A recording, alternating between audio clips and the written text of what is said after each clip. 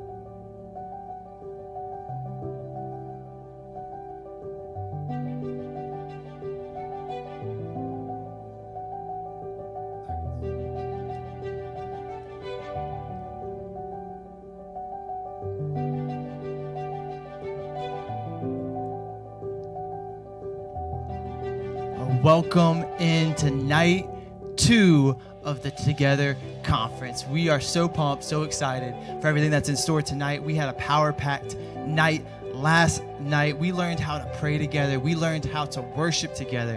And we learned 5 needs that we need from our spouse. And it was such a wonderful night. I know for me, I was taking all notes. I was taking mental pictures just because there's always things that we can learn about ourselves. There's always things that we can learn about one another. And man, I couldn't say enough how proud we are of you for taking these 2 nights to choose to invest in your marriage, to choose to invest in you and that person sitting next to you right now, and just making yourself better and growing together in that way. We don't buy a car and not choose to care for it. We don't buy a house and say we're not going to care for it, or get a puppy or have a kid and say we're not going to care for it. The same thing is with your marriage. That's what you all are choosing to do with these 2 nights, is you're choosing to say, I'm going to care for my marriage. I'm going to invest in my marriage and make it the best possible thing that it can be. Yeah, sometimes it's easy to overlook the small steps, but I just want to encourage you guys to just celebrate the fact that you showed up last night and tonight, and celebrate the fact that you are being intentional to just be a part of this because you care about your marriage. Your marriage might not be perfect yet. It might not be where you want it to be, but the fact that you are taking a step, it's so important that we just celebrate those steps. So we're excited that you guys are here with us tonight. We can't wait for what's in store.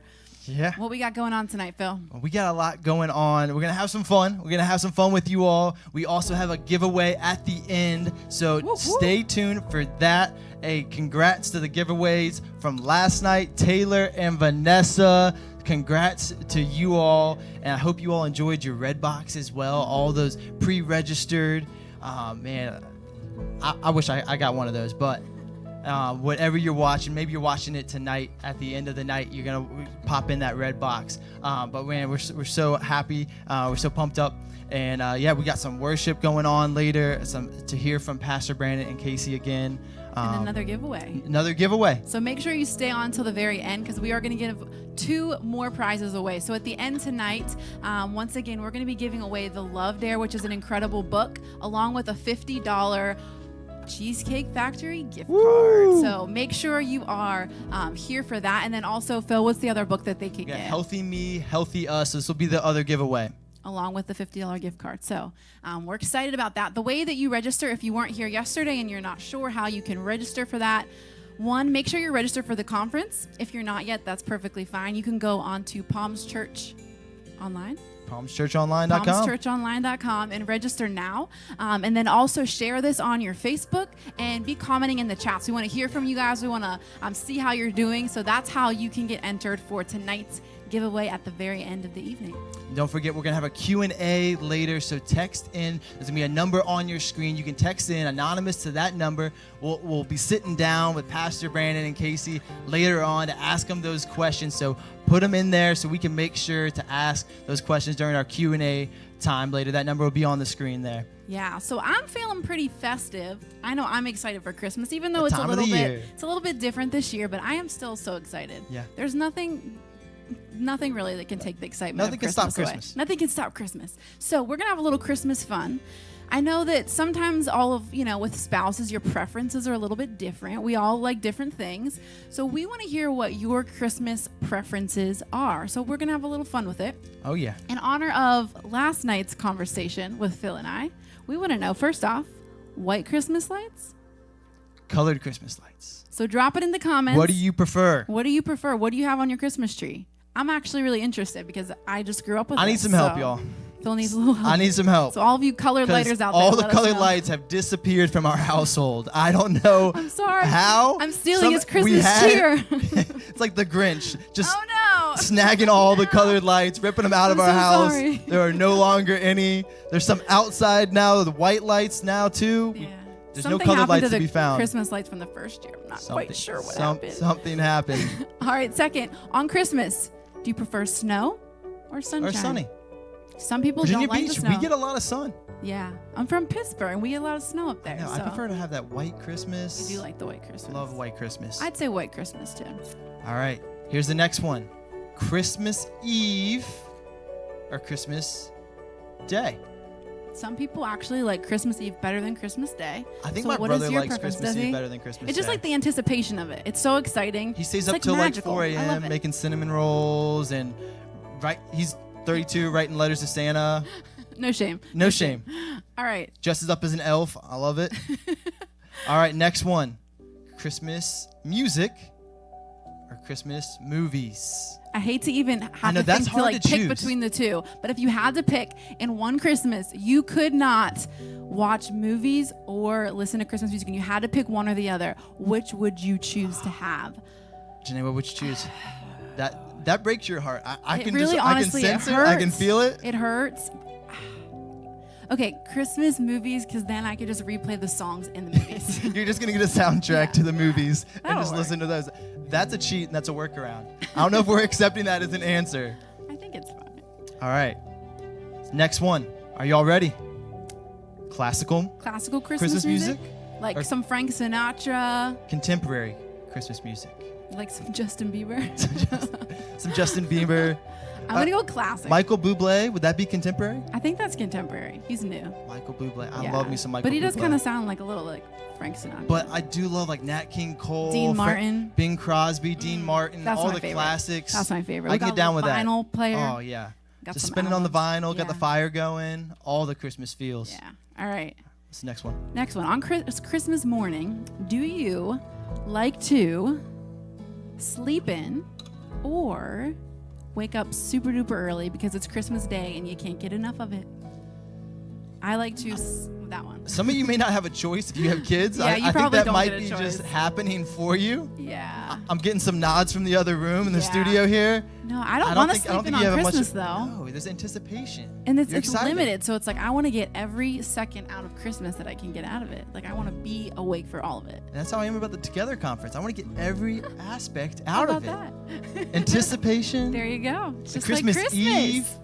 Christmas is early. Christmas coming early. Santa's coming. Santa's coming to town. All right. So next. Pastor Brandon's wearing a Santa costume later. No, he's not. He's not. We're not in theme. No. All right. So Christmas beverages. Do you prefer hot apple cider on the stove? Hot cocoa. Phil, what do you like? I gotta go with the hot apple cider. Although I actually prefer like a sparkling Martinelli's apple cider. He does. He loves I- it.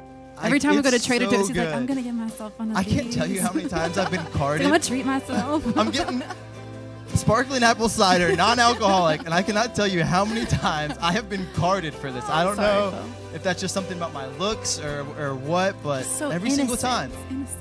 Innocent. So do you choose hot cocoa? Or? Hot cocoa. I like chocolate so much. So like a really thick, like You gotta good, make rich the hot cocoa with like homemade hot marshmallow. cocoa. Yes, that's so good. My mom makes like a killer homemade hot cocoa with the vanilla and the sugar, and you mix it Oh. all, whip it on the stove. Some people get fancy with it too. In Norfolk, they have that whole hot cocoa competition, and they they put do. like lavender in there. They get wild. Yeah. All right. Got good two stuff. more for you guys, and then we're going to get started. Figure skating. So, like around the Christmas tree, ice skating We're outside. shredding the slopes. I'm here, Pastor Brandon in the other rooms shouting out some shredding the slopes. I know That's he's, a hard one. Yeah. you know, I gotta shred the slopes. Yeah, you're going to show this. I'm gonna shred Throw the like slopes. weaves in and out of the trees when we go skiing. But I have come to appreciate some good ice skating. Yeah. It's really Like if you go like downtown Pittsburgh, where Janae's from, with it's. the Christmas tree yeah. and they're playing the music. It's pretty. But if pretty I had to special. choose, Skiing. I'd be shredding the slopes. Yeah. All right, last One. Shopping. Do you have to be at the store? So do you love your in-person shopping, getting all ready, taking your coffee? Or online. Or will you just sit cozied up on your couch, which is perfectly fine, make your coffee at home, and click away? So for me, I like the in-person. Like the convenience of online is nice, but I just love the experience of going out with people and just getting your coffee and just getting dressed up and doing your little shopping. I love that. Yeah, I used to stress out over Christmas shopping so much. Janae's helped me now. Now I space it out. It used to be like all on like Christmas Eve, and I would like stress out running around between stores and traffic. It's much more calm now. We space it out over like a month. I think we start like Black Friday shopping, and then we go from there. Yeah. That's how you got to do it. Yeah. Oh man. Well, that is the Christmas. That got me in the mood. know, I'm Like, excited. all the feels got me all. I hope that got you excited. But we are coming down to our conference, the next session we have for you. We are so excited for what Pastor Brandon and Casey have in store. So we are about to kick off night 2 of Together.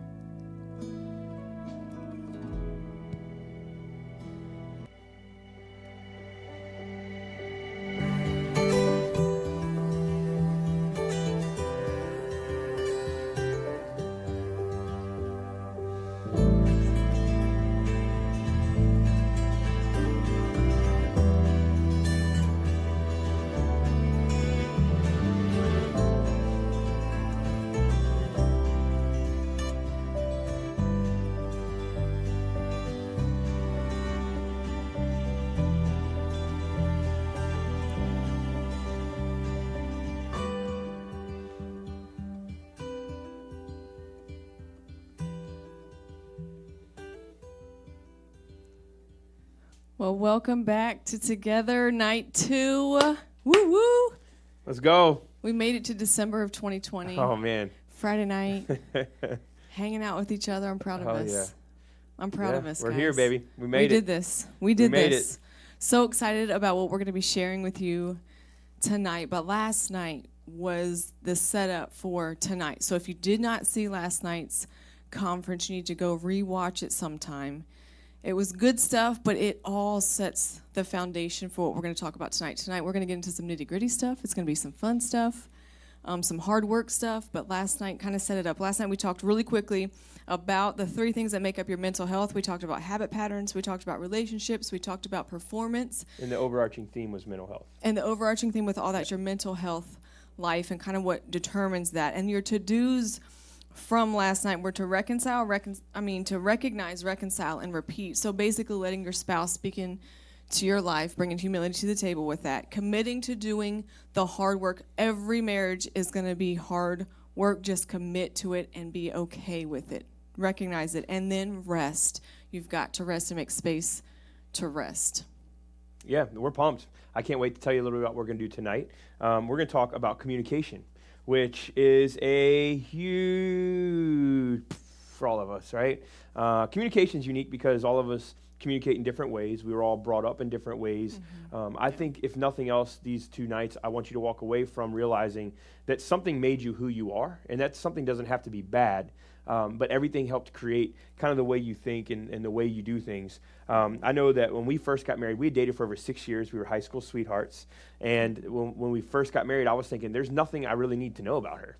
We know it. We're gonna be the first couple. We're awesome. The first couple ever. So awesome. We're gonna be the first couple ever that we got it figured out. You know, we're gonna have this. We were 21 and 22. Like, man, we looked what good. could we learn? We looked good. We were styling. Like, man, we know it all. You know, our marriage is gonna be the one they're gonna write history books about. Well, I remember early on, probably the first day that we got back home from our honeymoon, I wake up the next morning. There's dishes in the sink, and it's just like this. I'm like, who did that? And I could not believe that what I was seeing, you know, that there were dishes left in the sink. Because for me, I'm thinking if you have a dish, it's as a responsible adult in the world, you would put that dish in the dishwasher for it to be cleaned and not leave it for another responsible adult to clean it for you. I would think, how disrespectful. There's no way I can't believe in the middle of the night in this new home that we purchased that somebody broke into our home and dirty dishes and left them in the sink. I just could not fathom that my wife would do such a thing. I mean, that's dark. It's dark, man. Nobody wants your nasty, day-old, gritty little bowl sitting in a sink. Come on, man. That's gross. That's like that's nasty. And so I remember thinking, I said, hey, because my thought was, so this is how it's going to work. I'm not your mom. I'm not your dad. If they do that for you, well, they're not me. And so why would she leave it in the sink? And then, of course, you start to assume. I was like, well, she left it in the sink because she thinks I'm going to clean up after her. She thinks I'm going to clean up after her for the next 60 years. And then what have I done? What have I done? I thought I knew her. I don't know her at all. She left dishes in the sink, and what she's really saying is, you're going to clean them because you're my husband, and I'm going to leave dishes in the sink because you hate it, and you'll clean it, but I'm not going to touch it. Went down a deep dark path. Oh, dark path. Real quick. Fast. And it was a big point of contention for us because she's thinking, I'm tired. I'm watching a show. Like, I can throw them in the sink. I'll do them in the morning. Yeah. And she would. But I can tell you, we've been married 15 years. It'll be 16 next year in May.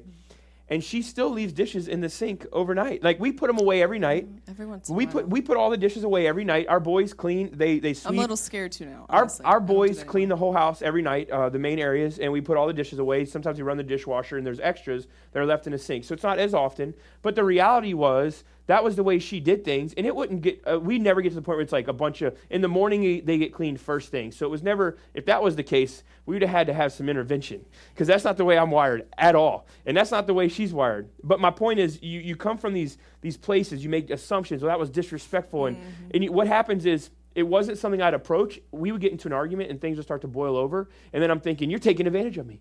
I know what you've been doing 10 o'clock at night. You leaving your dish in the sink because you know I'm getting up early, you know, and so it boils over. And so this is, I know it's a little bit of a funny kind of illustration, but the reality is it's really how simple a lot of our issues are. And so we're going to talk to you a little bit about communication. And we have kind of 3 main areas we want to cover, but the first is just how to fight effectively. And if you think you're married or going to get married or you're single, like we're not going to fight. We're going to have adult argument. No, you're going to fight. You're going to fight. Anytime you're intimate with somebody in your conversation and physically, you're going to fight. There's going to be some throwdowns that you're going to have to really pull back some of your emotions. But you come from different backgrounds and you have different communication styles. Yeah, and before we get too far into this, I want to say something real quick. If you are sitting on your couch, wherever you're sitting tonight, and at any point of the night you think, I hope my spouse is listening, so I want you to stop in the moment, and I want you to repent and say, Lord, forgive me. Help me to focus on myself, because this is serious stuff. Everybody has to focus on yourself. You can't get into marriage. You're not going to change the other person. You're not going to do it. It's not possible. It's actually not your job. It's not your responsibility. It's your responsibility to focus on yourself. So stay focused. And to learn to live with that person. Stay focused on yourself, and you have promised to love that person just as they are, not to, hey, I'm going to love you because I know how I'm going to change you, and you are going to change. That's not usually in your vows. Mm-hmm. So focus. Let's focus on focusing on each other tonight, because we could get a little crazy. All right, so coming from different backgrounds, you fight, you communicate. Our families growing up were kind of polar opposites. Very polar. They are Just polar that's opposites. how they communicate, how they do life, how they solve issues, everything. So when we got into marriage, it was one not really being better. One's not better. They're just completely very different. And so and even if we came from a very similar background. We're different people, so we're going to deal with things differently. So a really, really important thing is to learn how you fight. What is your fight style? So I know my fight style is this: once I get heated, Swing at me. Oh, I thought you were talking about uppercut. I could get to the red zone really quick. And once I get to a red zone, I'm either going to throw something or I'm going to say something I don't mean. So I like to go to my blue zone. I need to walk away. I'm a processor in life. So and I used to not want to walk away, but then you start having to get teeth put in, and you're like, you know what? Just walk away. I'll just wait in the back. I don't mean to make light of that. I'm just saying that's not you funny. really do need to understand that I want to resolve things in the moment. I'm ready. Let's talk it out right now. Let's just move on. Right. And realizing like she's not wired like that, and she's not bitter at me or angry at me. She just needs a moment, or moments, or an hour. I hate it because it makes me feel pushed away. But as we've grown, I've realized it's not rejection. It's just the way we communicate. She needs her time so we can come back together and resolve the issue. So learning that in each other, how you fight effectively. So I can't fight when I'm angry, or it's not going to go well. I'm not going to be thinking straight. I have to process. I have to think about what I'm actually thinking about. And I want to talk about it with some maturity. So I need some time. But I also can't take so much time that it disrespects the fact that he needs to talk about it right now, get it solved. Let's deal with this. So we have to compromise on that. But you just knowing it is a great place to start. 69% of all marriage fights are never resolved. I don't know. And then you think about that. That means we're fighting about the same things over and over and over. And it makes marriage seem hopeless. It does. I think a lot of marriages, you seem like there's no... what's irreconcilable differences is a huge reason for divorce. Just can't get along. You just can't get along, I like you, I respect you, but we cannot get past these sometimes issues. I don't like you or respect you. We just can't get along. We just can't get along, this is a reason that it happens is because we fight over the same things all the time because it's really, really hard to get past them. It's a culmination of last night and tonight. Honestly, what we talked about last night and then the mental health, yeah, and then knowing how to communicate. Well, I want to communicate with you, and you need to understand how I communicate. That's what we think. You know, you need to understand where I'm coming from. We're going to get to that in a moment. Yeah. So tonight, we're actually one of the books that we're giving away is The Love Dare, and it is like a 40-day. You could use it as a devotional. You can actually do it together. So it forces you to intentionally invest in your relationship, intentionally love that other person. You can also do this individually. So if your spouse is like, I don't love Jesus, I don't want anything to do with this God stuff, I don't want to go to church, I'm not at this conference, you do you and I'll do me. You can actually do it on your own, and you can intentionally love and invest in that person, and it opens up lines of communication. When somebody's just constantly loving on you and you're kind of like, why are you loving on me so much? It just really opens up an area of our heart. So it's really cool to do that together or individually. Well, there's top reasons people fight. These aren't in any order, but money, children, family, like family relationships, relatives with like your mom, your dad, your in-laws, your cousins, your sister, brothers, whatever, intimacy, and then free time, which I don't think we had any trouble with free time while we were just together without children. Once we had children, like we said last night, you have to schedule rest. You have to schedule that free time. And it's really important. And I think family, especially right now. The dynamics are really important. If I go, like the family dynamics, psychology will tell you that when you go to visit a family, you become what is expected of you. Or when you go visit high school friends. So if you married somebody and you're like, man, they're just different when they're home, or they're different when they get around these people, you'll be what people expect you to be. So if you were that kid growing up that was a jokester and you're in trouble a lot in high school, and you go back home and your parents treat you like the little kid that was always in trouble in a respectful way, but you're just, oh, it's little Johnny. Or when you go and your friends, your high school friends, like, man, remember we went over and we tipped that cow that one time and you ran your Hyundai CRV into this open field. Did not happen to me. I'm just saying if it did. You think about all these things. Well, what happens when you meet somebody and then you take them home, they're looking at you like, that's not who you are. Like you're a completely different person. Maybe you're well respected and you're a person of influence, or maybe you have a really good you've had a really good career, whatever it may be. You see that now what you are is not what people treat you as in those circles. And this is the thing, those people are going to treat you like that in those circles because that's all they know you as. Unless they're friends that have grown with you and they have memories, but memories are different than the way that they kind of place you in those dynamics. And so that can be a big thing with communication. You're like, why are you always like this when you're with them, or when you're with your family? Why do you act like that, the youngest of the family? Like, why are you fall into these roles? And it's insecure for the it's a huge adjustment. It's insecure for the person that comes in to your family or to your friend group that is not a part of it, because you're so comfortable and you're just being you, and you're kind of being a little bit different than I expect you to be. And I am already on the outside of the circle, and I feel like I don't know you because they're sharing all the stories and the intimacies, and now I am outside. So those are just some things to really talk about, because this time of the year is really hard with that. Maybe not this year, But usually when you get around family, when you get around friends, holiday, it's always hard traveling because it's stressful anyway to Yeah. stay at somebody else's house. But in those environments, it's just a little bit different. So extra communication, extra work on your fight styles can really help kind of level those things Yeah. out. Preparing. Yeah. And here's some scripture. Proverbs 17:14 says, starting a quarrel. I always want to say squirrel. I don't know why. That's not a word I use a lot. I guess starting a quarrel is like breaching a dam. I don't know why we get back to this National Lampoon's Christmas. Last night it was the tree and the squirrel. Starting a quarrel is like movies. breaching a dam. So drop the matter before a dispute breaks out. That is a word from the Yes. Lord. Yes. It means let love cover it. It Yeah. means choose your battles. This is not that important. Don't start a quarrel. Don't start a fight. You guys, you know whenever you're saying something to tick them off or whenever you're saying something because you actually want to grow. There are times that power struggle kicks in. You just need to get one under your belt. And so you're just going to push the button because you're mad and you want to push somebody's button. Well, let me tell you what Proverbs 17 says. 17:19 says, whoever loves a quarrel loves sin. Not squirrel, quarrel. Loves sin.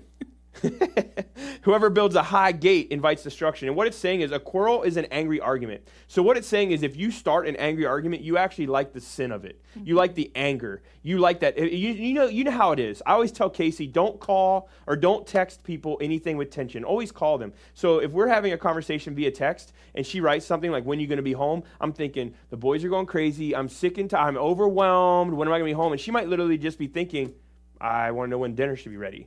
So I'll call like, hey, everything good? She's like, yeah, I just want to know when dinner's going to be ready. The thing I'm trying to tell you is a lot of us will be mad. I've been here all day with these kids, and they're going to walk through the door and expect dinner, and I'm overwhelmed. So when they come in the door, I'm going to say, what do you want for dinner? And they're going to say, I don't know. And say, well, then why don't you figure it out? Like you're wanting to start that fight. And what the Bible says is whoever does that, you actually love the anger. You love the fight, and it's actually a very unhealthy thing. And then it goes on to say, if you build that high wall, it leads to destruction. And that high wall is basically a pride saying, I'm better than you. And I know I can call you out on some things, and you're going to have to be less. It's being right is meaning that I want to make sure that someone else's flaws, a lack of grace, a lack of forgiveness, I'm going to show them who they really are. And you can't because you're not God, and it's not your place. But the Bible is saying that that's a very arrogant, self-righteous, it's about me mentality when it comes to our spouses. All of us have cornered our spouse in the ring and just continued to do the low punches because they're the cheap shots, And every one of us have done it in fights. A lot of us, we have started fights because we're thinking we don't want a conversation. I want to fight, There's been times you may not even be confrontational, but you're just in it for the fight. And we've all been there, and it's okay that we've been there. But I think you need to realize that it actually brings sin into your marriage when you bring that anger to where I'm going to bring anger, and so we're going to get anger. Yeah, and if this is a big point of contention in your marriage, then it goes back to last night. There's something when you put the big walls up, it's usually you saying, "Hey, I am protecting myself from something." So pride comes from hurt all the time. We don't mean to hurt, we don't mean to push people away, but we're protecting our hearts from something because we don't trust that person for some reason. So getting to the root of those issues, talking them out. There's a lot. Actually, asking questions a lot in an argument is really, really helpful. Yeah. Hey, what did you mean by that? This is what I heard. We'll talk about that a little bit later. I don't want to get into that I want to yet, read one more scripture yeah. on the how. So how do I not do this? Yeah. Well, James 1:19 says, everyone should be quick to listen, slow to speak, and slow to become angry. And I'm going to give you, there's a couple of things I want you to write down. This is one of them. Yeah. If somebody wins, nobody wins. Right. Casey and I did all of the premarital counseling when we first started Palms Church for years. And there were seasons where we were doing premarital counseling multiple nights a week, and this came up every time. And I always told him, if somebody wins, nobody wins, because we've got to be quick to listen. Is like saying, it's like this weird juxtaposition of words. Quick to listen, like how do you even get quick to listen? You know what I mean? But then it says just keep your mouth, like be slower to speak, really listen to what they're saying. I was at a conference years ago, and John Maxwell, one of the great leadership gurus, was speaking, and he was talking about him and his wife having arguments and that he would always win because he's a professional communicator. And he said, no matter what happened, I would always corner her. And he said, and I was really good at arguing, so I felt like I was doing pretty good in marriage because I would always win all of these arguments. I would always win every time she even had a point that I knew she could be right. I could always twist it and manipulate it because I'm great with words. It's what I do for a living. And he said he had this one argument with his wife, and at the end of the argument, he knew he had this one thing that he wanted to say. And when he said it, it settled the argument for him. And he says, wife walked away. And when she walked away, she looked at him and she says, you know what, John, you're winning all the arguments, but you're losing my heart. Yeah, and you didn't get into marriage to win arguments. Nobody says, I want to get married so I can beat them in win, yeah. arguments. You get into marriage to win their heart. And you've got to remember that we're on the same team. We're fighting for the same goals. Yeah, we're absolutely. together. We're not fighting each other.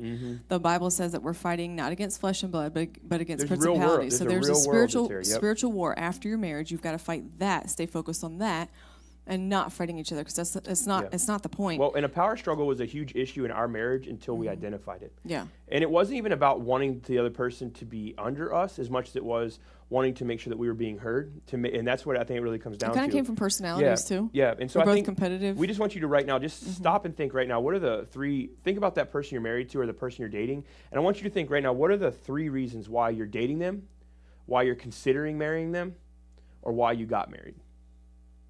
What are the 3 reasons? What 3 things about that person? You don't have to say them. No, you don't no, you have to write them down. down. This isn't Just an think activity. about at the very beginning, man, I want to marry this person because this is what drew me to them. Because those, and I think I love the way you say it. You said those things are still in that person. Yeah, They're because still there. we always think that like once I married this person, but once we got married, they changed, and they don't actually change. They're still the person that God We all has grow. created them Yeah. to be. But that's the beauty of They're marriage. growing, they're You changing. grow together. Marriage brings Absolutely. the best out of you. It also brings the worst out of you. So you have to give each other space for that. You have to remember that the person you are communicating with is still that person that has offered you their heart. They have said, hey, here is my heart, just open and on a platter for you to do what you want with. And so that person is still somebody that you love and you respected and you're honored at one point.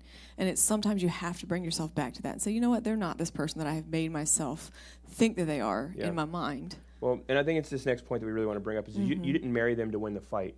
You married them to win their heart. The whole purpose you married them wasn't to be right and to domineer. That's your insecurity. You know, in your relationships, I've seen this sometimes where one of the people in a relationship will have made a mistake. And the other person, they do really love them, but basically they let that person serve to a fault. And this is what I mean. I have watched people who, I don't fully trust you, and so I'm going to let you do things for me that are going to put you out over and over and over because I don't trust you, so I don't trust the emotional and intimacy you're giving me. So you're going to have to earn that. So let me do what I want. Let me go on bigger trips. Let me have more time away from the house. Let me meet my friends more often. Let me hang out with people that, you know, it basically what it's saying is I don't trust you, but you can just keep lavishing me with gifts because I'll accept that because it's starting to make me feel a little better. And this person, I didn't realize that it's actually their emotional issue that doesn't trust this person. So this person's just trying to lavish, like whatever I can do, I'm sorry. And that's that's a communication issue. It's massive. Because what it's saying is there's this elephant in the room, and as much as listen, communication is not about talking. And that's what we're getting to. Yeah. This is the next part of it, how to listen effectively. We talk about how to fight. Well, how do you listen? I can't tell you the amount of people that I talk to, and they say, well, we just talk all the time. Listen, talking means nothing. Talking is just air. What you need, what I want to know is communication. It's not about making sure they hear you. It's about making sure that you hear them. What comes out of your mouth, it's going to set your tone for the relationship. It's going to set the tone, whether it's hiding truth, gossip. And we talked a little about that last The night. sewage You comment put from sewage last in, night. Yeah. sewage comes out. Yeah, But I want exactly. to read Proverbs 18:13, and it says, to answer before listening is folly and shame. So listening actually means to understand what was heard. Nobody can tell you what you've actually heard, okay? I can't tell you if there was a sound to go off, what that sounds like to you, because there's nobody that could know that other than you and God, right? Nobody could know what that actually sounds like. So when I say to Casey, I love you, but we've had a huge fight, and she knows that I don't feel like fighting anymore, and I don't want to be confrontational, I'm just tired, and I want to watch a movie and go to bed. She could hear I love you as in it's genuine, I realize he gets it. Or she could say, well, he just wants to quit this argument because he don't feel like arguing anymore. This is actually something we used to it's argue happened. about all the time. I would think, you know what, he just wants to get over this. He probably wants to get a little intimacy in the bedroom. He's just getting over this really quick. It just was real. This Why is we what gotta we go there, thought. man? Why we gotta go there, man? This is the assumptions. This is how assumptions work. This is how assumptions work. She acts, yeah, okay. You don't want to. You want to listen. And this is what I was talking about earlier with the asking questions. So you want to ask questions. You want to say, "Hey, this is what you just said." I just and grew up like this- 7 years right now. I just want to let everybody there. I grew This up like is- 7 years. I had so many things I wanted to say. I feel like I just went from like 38 to 45, maybe 48. So Proud of you. I think I'll be a better person from here on out. It's growth. That was every a big day. moment. Growth Yeah. every day. But heard is a responsibility. You can only hear what you hear. But this is the problem with communication.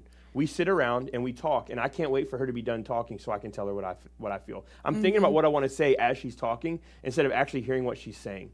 And then we have this self-righteousness where we feel like, now you had better tell me how things are going to change. You had better tell me how you're going to be different. See what this does? It makes a relationship about their flaws. It makes it about what you didn't do right. That's not what the relationship's about. The relationship's about you being the best version of you. God's like, Brandon, I need you to be the best leader and husband and father as Brandon Shank you can be. Don't worry about Casey. I mean, there's biblical stories about this where spouses aren't doing the right things and their husband or their wife is challenged by God to just continue to be Jesus to them. And I think this is where we get it messed up, because we think, well, that's what you said. Well, that's not what they meant, but that's what you said. Yeah, but what they said isn't the way that you took it. It's not what they meant. Well, that's what they said, and that's just what I take. Exactly, so it's about you. It's not about actually hearing them. Right. So be quick to listen, meaning to understand, to actually absorb what they're saying. Heard is your responsibility. You can sit and talk all the time. I've seen couples, they have a great talk life, and they talk a lot, and they talk at length, and they talk over and over and over, and you look at them and you're like, but your life isn't making these massive moves. And you wonder, well, There's why? nothing actually being accomplished. Yeah, in the nothing's being talk. accomplished. Well, why? Yeah. Because everybody's saying what they need to say, but emotionally walls are still there. And this is actually something that'll tear your marriage apart or your relationship. What happens is we think, well, I just want to have self-control, so I just won't say anything. That's actually called stonewalling.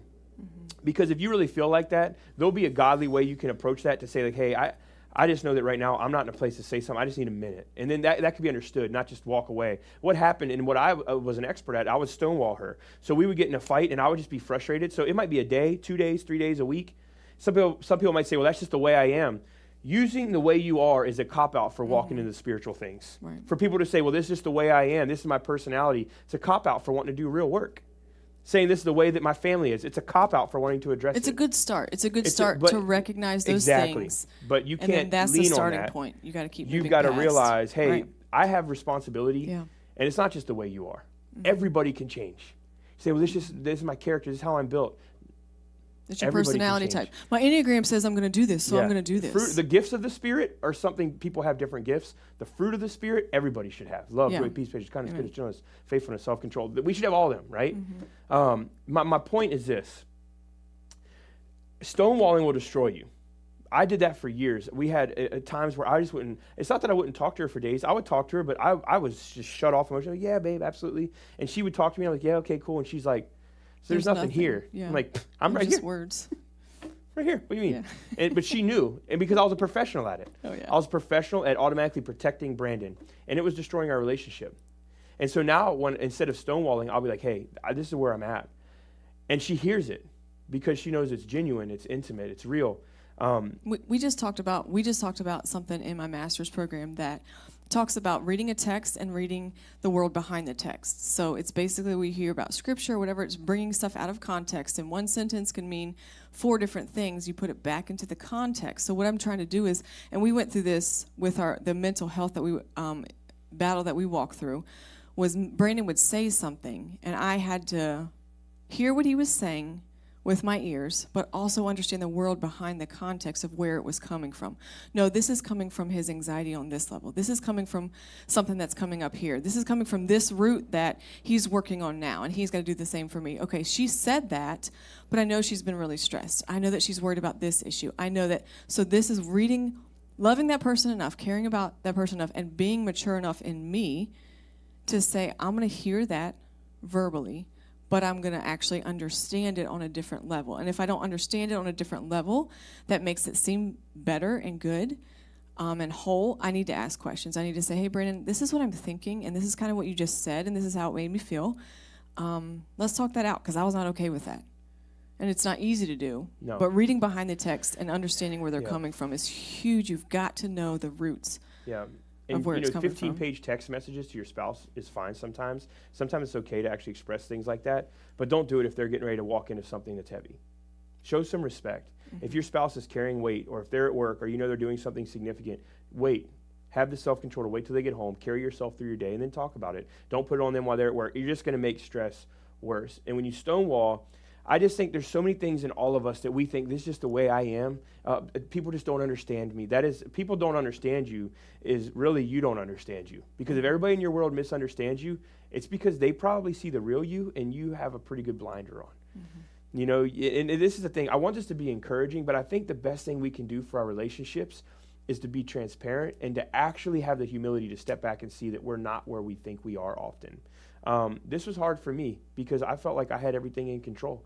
And you know what? I did. I could stonewall the heck out of my wife. Mm-hmm. I could stonewall the heck out of my kids. I could stonewall the heck out of everybody in my life. And I was fine. The reality was I wasn't getting anywhere. I was pushing the very people that I loved the most away. And this is there's a couple of things here, but the biggest piece of it is I think that listening it's not about your point, but about their perspective. Yeah. It's really about what are they trying to say. I know that for Casey, I used to get really almost the same way I would with the dishes. She likes to sleep. I don't. So when in the morning, if you have a request for Casey and you don't give her at least a 20-minute buffer, just wear a mouthpiece. You know, it's like don't get near. If she needs to get up, the boys come walking in there. I'm like, y'all are at your own risk. I'm out. The minute I see them little suckers come running down the hallway, I'm out of the bed and in the bathroom with the door locked because I know it's going to sound like the Tasmanian devil in the next room and there's going to be children flying. I'm like, I know better. And I told y'all, you get what you get. You know what I mean? But she just takes a moment in the mornings. And I used to feel like that's so disrespectful. So I got to get up and I got to take care of all the kids, get them all breakfast, and I got early morning and I got to do all these things. And if I go work out while she's in bed, I'm going to hear about it, just all this stuff. And the reality was she just takes a little bit longer than me in the mornings. I'm up and I'm ready to go. I'm already checking emails, ready to get out the door. I'm 100% all in. She's not wired like that. And it's not like, well, this is my personality. No, Casey doesn't operate like Brandon does. Mm-hmm. And whenever we'd have arguments, I would expect her to operate like me. Mm-hmm. Now, she's not lazy. This woman works harder than I've ever worked. We just put our house on the market a couple weeks ago, and she worked me like a dog. I mean, she worked me I was so exhausted every day, and she's still going, smiling, like painting stuff. I'm thinking, I hate you. You know, like, I love you, but I don't know if I want to be with you anymore. Like, you were working me like a dog. Because she grinds, and we're just wired different. Mm-hmm. But when I learned how to respect her, because the times we've had the biggest issues, I was just so mad at her. Like, I don't even know how I can love her like that. I'm just so disgusted. You know, like, how could she be that? She's so about herself. She's so self-centered. But when I actually look through God's eyes and her perspective of like, man, this woman gives everything she has. She leaves it all on the table every day for our 4 boys. She's given me 4 beautiful children. She's willing to be my wife. She is love. The minute I can get her away from our children on a road trip, she's fun when we're there, but when I get her on the road, it's like we're 2 little high schoolers again, just running around, having a good time, whatever city we're in. Like, this is the woman that God created for me, and it's so perfect. But I can't see that perspective sometimes when I'm stressed with, pastoring a church during the coronavirus, or having 4 boys and all of them want to set something on fire all the time, or just stuff, just life. And so the last piece is just how to love effectively. And we're gonna get through this one pretty quick. But there's love styles and different things. And Casey's gonna talk to you a little bit about that. Yeah, if you have ever done like the 5 love languages, people are loved in different ways. You receive love, you give love. Well, what we tend to do is we tend to give love in the way that we receive love. And that's not actually going to be very effective in relationships. So your spouse relationships and actually any relationships in your life. So if I am a quality type, actually when we were married, we talked about this last night, kind of laughed about it, but when we first got married, one of my top love languages was physical touch.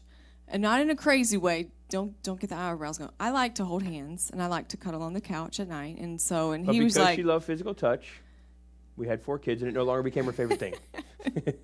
Now, I do not like physical touch anymore. Whatever. Too much physical touch. No, but seriously, it was something I needed in the season. I wanted to cuddle on the couch, and he was kind of like, I don't want to cuddle. And so I would feel like totally rejected because I'm like, well, you won't cuddle with me. But he was like, well, buy me this Moss jersey and buy me this. I never said that. Santana Moss jersey. The nerve. Bought it for I him. never was a materialistic. Bought it for him. She bought it. I had no idea. It was a great birthday present. Santana Moss was a great Redskin before we watched the football team. He was a great. So the love languages. So I was trying to get, so we just didn't see each. So you have to talk about those things. Like if I'm a gifts person, if I like to receive love and like to receive gifts, and I want to buy everything for Brandon because I love him so much, I just bought you these awesome gifts.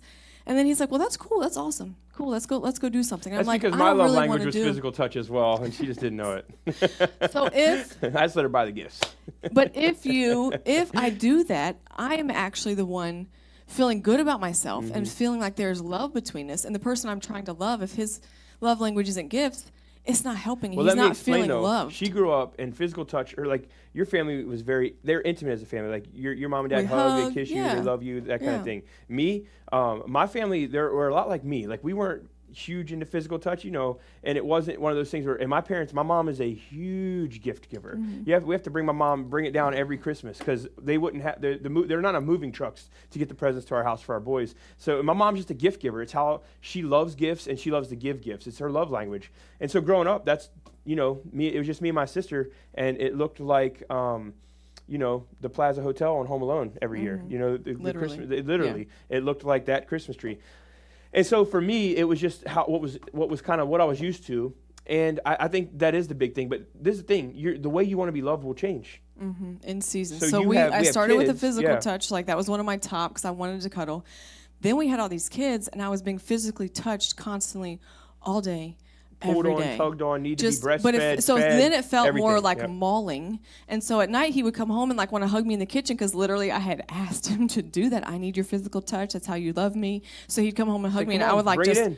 I would just like I don't want to be touched. I just want to be left alone and I want to go get in the bath. And so it changed into like what are those things called acts of service. So I was like, now I need you just to take care of just one of the clean the kids. I need you to do the dishes. I need you Yeah. to make dinner. This is what is loving me right now. So those 5 things we talked about last night, those may change all the time, in and out of season. And I still like physical touch, but I was just getting a lot of physical touch from She's my coming back. sweet She's children. she's coming back. Now Yeah. they're growing up a little Yeah. bit. Now I'm like, okay, we can kind of again. Yeah, I mean, I like them growing up. It's nice. It's good. nice. But make sure you're communicating those things because if I'm just showing him how I like to be loved, he's But I will not say feeling this. it. He's not feeling I will it. say this: in our marriage, there has never in our marriage been a time where like sexual intimacy, honestly, with people like, oh, we got kids, we got this. I can tell you, there's never been a time in our marriage where that's taken like a huge dip. I can't look at a season where I'm like, oh, that just didn't happen. The reason I tell you that is because just because you're not feeling it, if the other person is, it's not a you owe it to me. But if you do the acts of service, if you're washing, there's a book called Sex Starts in the Kitchen. Never read it. Very fascinating title. But if your acts of service are washing That'd be our dishes, next giveaway. if your wife likes physical touch and then you have physical touch and then you have children, and then she's like, don't touch me or I might cut you. And again, that's not saying jokingly. I'm just saying there's real stress that comes with that. And there's real people, like I used to look down on people that had, I don't want to be, I'm not trying to get political here, but I used to look down on people that did certain things in marriages or family-wise, that like the way they'd react to things. And then I had kids and I had a spouse, and I realized the level of stress that people get to when they're raising children and they have a baby crying all night or they have a spouse that's really mean to Not them. sleeping. The reason people geek out is because evil exists. But I think anybody with kids can understand how you can lose your mind. And I'm not meaning this in a joking way. Anybody with kids knows you need the strength of God and you need resilience to get through raising children. Is that fair? Yeah. I don't mean this in a way Well, of, and I hormones are understand that crazy. people have done crazy things. I don't mean that. I'm not Postpartum depression condoning is that by real. any sense. What I'm saying is the stresses of marriage and children are so real that when in my ignorance, before we had kids, I remember saying to her, I don't understand. You have a kid in a restaurant. How hard is it to keep them quiet just while you're eating? What an idiot. You moron, That's what I feel like saying. You're a moron, It's like, come on, dude. Are you kidding me? And then God gave us Caden, and that dude he loved going out to dinner, and he loved skating on top of the table. Throwing and he loved throwing everything. bread, and he loved screaming. And so it was one of those things we were just, we're just going to get it to go because we're going to ruin everybody's evening. My point is there's a real level of stress in your life, and it's okay. This is where we get to step in and say, all right, God, I need the fruit of the Spirit. I need all of them. Double dose it. I need it. And you really work on those things, and you don't look at everybody else's flaws. You say, what in me needs to be changed? For me, there's a plethora, but I want to read Proverbs 10:12. It said, hatred stirs up conflicts, but love covers all wrongs. Hatred means a scorn or a belief that it's something maybe worthless or despicable. And you probably felt that way at some point about your spouse. Like they're just worthless, or I can't ask him to do anything. Ask him to do one task and he can't even get that right. That's not saying you think they're worthless. That's just saying it's a despicable thought of, man, that just makes me sick. But then Proverbs 17:9 says, whoever would foster love covers over an offense, but whoever repeats the matter separates close friends. It's saying that if you can cover an offense of your spouse, it's evidence of love, but complaining and gossiping, talking about maybe how they've been wrong, it creates separation between people in your life. You go to people about your spouse, it's going to create a separation. It doesn't need to go to them. It goes to the person. I mean, let's go back to the biblical concepts. You have something wrong, go to that person and talk to them. Casey, I've never talked to anybody in our marriage, even my spiritual fathers. I've talked to them about disputes we've had, and I've said, man, I've got problems. But I've never said, well, Casey's this and that. I have never taken her out at the knees in front of anybody. I go to her, and I say, hey, because it's the thing, gossips, they won't talk bad about themselves. They talk bad about everybody else, right? Mm-hmm. And so what happens in your marriage, even gossips, well, they don't get it. They'll talk bad about their spouse, and you're like, well, you're really dangerous because that's the other half of you. So you're willing to cut your own knees out. And my point is the Bible said, but love can cover all of that. You don't need to complain about them. You don't need somewhere to vent about your spouse. You need to go to your spouse and say, these are some things that I'm working through. And so this is what love is about. Love is about you and then me. Yeah, it's about honoring the other first. I think that we can think about so many things. We can honestly follow this person around all day long and pick them apart about how they don't do things and how you didn't do it how I wanted you to do it and how you're not the person I thought you were going to be and you're not the person I pictured in my mind and you're not the person I need you to be right now. Yeah. So it's focused a self-serving on me. relationship And it's super, super hard. And so we all have, if you're married, or if you're planning on getting married, there is a thing called an altar. That it's a metaphorical, where you're standing there, holding each other's hands, doing whatever, and you read your vows to each other. And you say, this is my vow to you. And it's all about serving the other person. Our marriage vows are sweet and they're intimate. You might have spent time writing them. All about the other person. All about honoring. All about loving. All about giving and sacrificing. And I am in this. Mm-hmm. And literally it feels like as we walk away from the altar, it immediately turns to, how can this marriage serve me? What can this person do for me? How can this marriage fulfill my desires and my needs and what I have planned for my life? And so we actually have... well, before you do that, I want to say one more thing, too. Okay. I think something that I see a lot of times, and people, and I think I see it, I've seen it in me. I can tell you I don't feel like this anymore, and I obviously Casey would be the greatest sounding board for that if that's truly the case. But we blame our life, and we blame the communication, and we blame the way we don't love on our ex and the way they treated us, or our childhood and the way that we were brought up. We blame it on things around us, and we don't have the humility to take responsibility and say, you know what, they didn't create that in me. That's something that I chose while that was happening. And I can speak to everybody, no matter what you've been through, because I've walked those roads. And so I'm not here talking to you. I'm not preaching the word because I'm reading it. I'm preaching the word because I've lived it. Yeah. I mean, I know the word of God to be so true and powerful. But what I'm telling you is every path and who you are is determined by you. You're grown. You determine how you're going to approach this. And I really believe we're speaking to people, somebody in this moment, even right now, where you've used an excuse of the hurts and the pains and what your husband or your wife did to you. They had an adultery, all this other stuff. It's framed you, and your parents have framed you. And listen, you have framed you. Mm-hmm. That's what I realized. It wasn't, I had trouble letting stuff go. I had trouble letting that past go. I had trouble forgiving. I had trouble with grace. And I lived my life letting people hold me hostage because of things that happened to me. And what I did was I brought that into our marriage, and it nearly destroyed us. And a lot of us, when we have trauma, you blame it on everybody. Well, you don't know what my ex was like. You don't know what my family was like. I had affairs, or whatever it may be. You choose your path. And right now, even if you're in a marriage where there has been unfaithfulness, or if you're in a relationship where there's a lot of tension, take responsibility for that marriage. You might say, well, I wasn't the one who did it. Take responsibility for the marriage, not the action, but the marriage. Right. If you're in it, then don't hold that person hostage to whether or not they know if you're really in it. If that's you, then take responsibility and say, it's not that you did the action, but this is our marriage. And as ugly as it is, this is ours. As beautiful as it is, this is ours. Casey and I haven't had some of those issues, but we've had others, and we could say, as ugly as our marriage is, this is ours. With doors slamming, people yelling, kids crying, this is ours. with 16 years of marriage and over 20 years together, this is ours. With mean things being said and good nights and candlelight, this is ours. And that's what I really want you to think tonight is like, this is ours. I choose to love. If you're dating, I want you to make a commitment right now that you won't run into getting married because you feel like you're not going to find somebody or something else, or if you're single, not to run into it. If you're engaged, I want you to make a really good assessment of your relationship and say, have I heard the voice of God? And that other person may say, well, I have. No. Have you?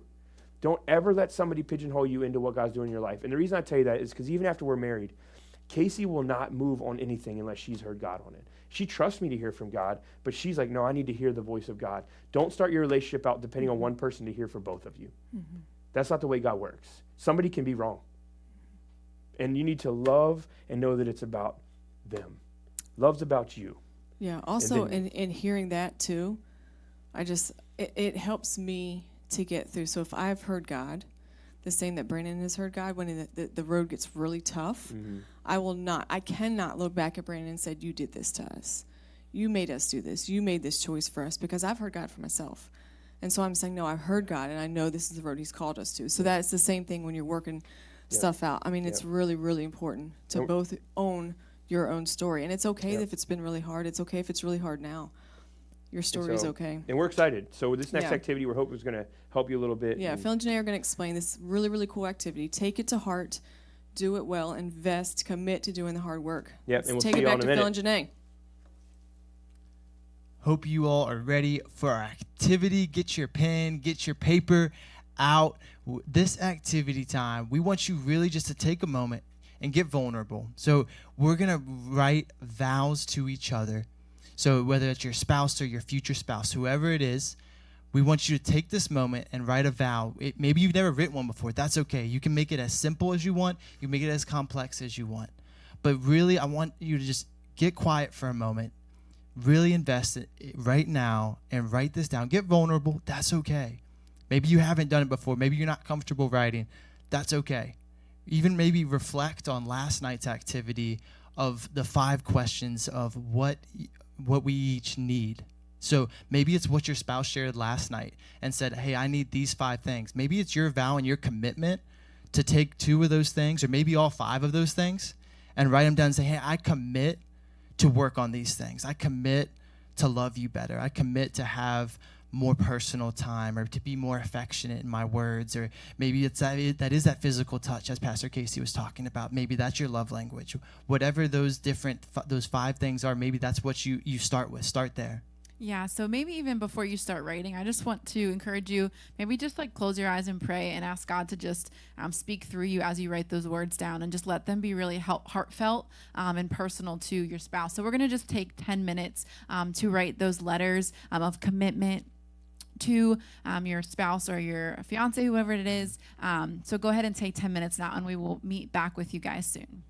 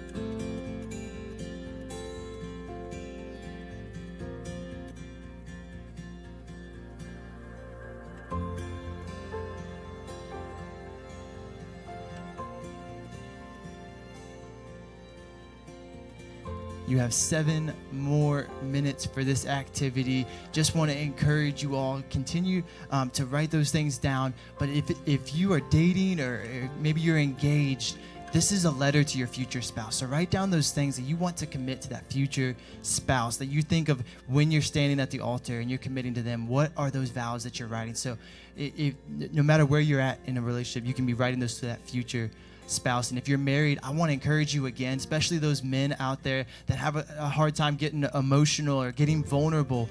Man, one of the most manliest things that you can do right now is to commit and to lay it all out and write this down and write this and profess your love to your spouse. That is the manliest thing that you can do, is take this moment and rip those guardrails off and just really be real with your spouse. That's going to mean so much to them. We'll check back in with you all in a few minutes.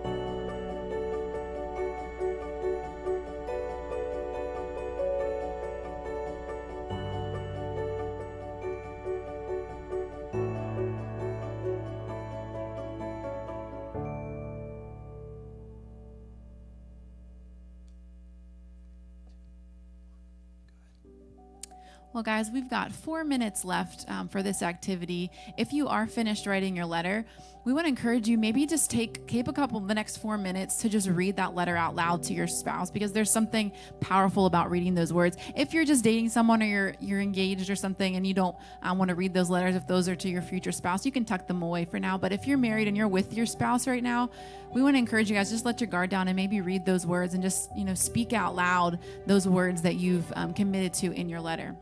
And we'll check back with you guys here in a couple more minutes.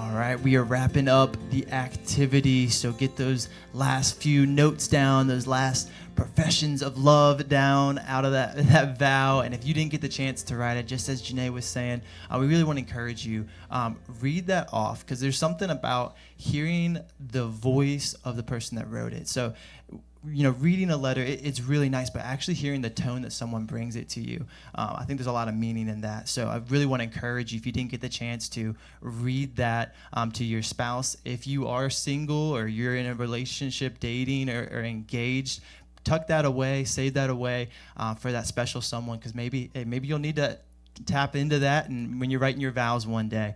But we are here for some Q&A time with Pastor Brandon and Casey Shank. We had some good Q&A last night. We did. And we got some good ones tonight as well. We will get this kick started off. Don't forget, it's not too late. You can go ahead and throw some more questions in there. Text them in to us.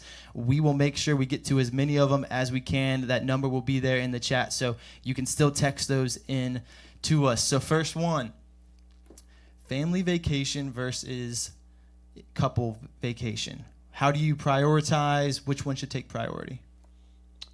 Well, I think you have to take your vacation, but we do both.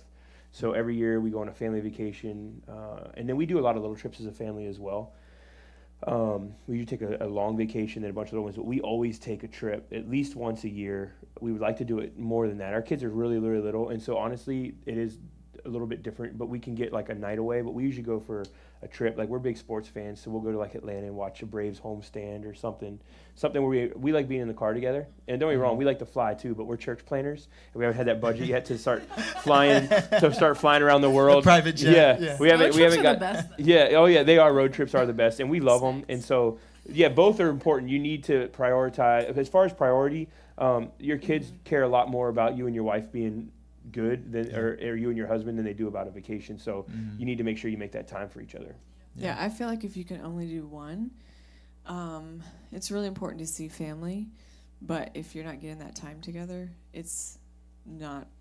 I mean, it's just not going to last. Yeah, you can do a staycation with kids. I was going to say you can do staycation with kids. You can do, but you can also do at-home date nights. Yeah. So make sure both are happening. But if you only have like a week and you're like, I want to go visit family somewhere, maybe only go for 3 days and do 3 days just you two. But everybody says, I didn't mean to cut you off. You did, but that's okay. Everybody always says date nights, this and that, but we have date nights almost 4 or 5 nights a week. Like, when the kids go down, we have a certain time they go down. We'll do everything from, it could be movies, it can be a plethora of things, playing games, whatever. We do stuff. We have like 2 or 3 hours a night where we really just protect that with a flaming sword. We just protect that time. So we don't, there's times we like to get out of the house, but we don't feel like, man, we just never get time together. We never really feel like that because we make it very intentional. I need it all the time. I need one-on-one with her all the time. Yeah. I'm very selfish in that. I don't blame you. She's a great gal. Yeah. I don't mind. Yeah, Janae and I, we have more family vacation time and couple. No, I'm just kidding. We take our dog, so that's our family vacation time versus our couple. It's important that he feels valued. Yes, it is very important. Special. For those of you that don't know, we are the only staff members with a dog, so I think we're the only ones with a heart at this point. All right, so kind of in line with that, how do you prioritize, like when you're busy, taking that time out of like a hectic season of life to still have like that date night or that time together? Yeah, I think it goes back to what we were kind of just saying, like just you have to make it fit however it fits. And sometimes, especially right now, I don't really feel comfortable going out and doing a lot of things, so we just do a lot more at home. But you just got to make it fit. You have like, to. If it's a Friday night and you're like, we really just can't afford it, that's fine. Get somebody that's a sitter and say, hey, I need you to watch my kids for 3 hours. I can pay you $15. And I'm not saying take advantage, but when we didn't have any money at all, we had people that wouldn't take our money, like sitters. And we've never expected anybody just to watch our kids. But even if it's like for us, we live in the ocean front, we would just ride bikes down to the beach. If it didn't cost anything, or we'd go get ice cream, it cost you $10, and you're like, I don't even have $10. Then see if there's somebody who will watch your kids once a month. If you had to. You need that every week, but I understand. Yeah, trade. Say, hey, I'll watch your kids. You watch mine. Swaps. But if you have to make it a priority. You will prioritize things that are important. Period. Yeah. Yes. So we go to the store. I always make sure the boys see me buy her flowers. Every time I go to like a Walmart or a Food Lion or just anywhere that like they're grab and go, because it's like you can get them all the time, and I'm always walking right by them, and I have the boys now say, hey, do you want to grab those for your mom? And so they feel like they're getting them for her because I want them to see like it's so important that you value that person, and that's really the bigger piece of it. I used to bring her flowers all the time. Now they bring her flowers, but it's just that thing of like you're always on my mind, and I think you will prioritize what's important. Yeah, and I think Janae, you had kind of mentioned it earlier at the very beginning of like you take care of all these other things. Mm-hmm. Somebody had said you take care of cars, you take care of all these things, but if you don't take care of your marriage, so you've budgeted all these things in your life. If you have to budget date night, you have to make it a priority. And don't if you let your kids be an excuse that you and your husband or you and your wife aren't getting time together, that is a control personal problem. Meaning boundary problem. It's a boundary problem. Your kids need you and your husband or you and your wife to have that time more than they need you there. And a lot of times we're so protective of this and that. You've got to get away with your spouse. You've got to go on date nights. You've got to. I would walk across the street and ask a neighbor that I'd never met, and it wouldn't bother me a bit. She would freak out. My kids are like the 4 ninjas. Like they'll just live their life. I'm not worried about them. They'll be fine. We leave them at home by themselves. I'm just kidding. No, I'm just kidding. we don't. I'm just kidding. We don't do that. But like this.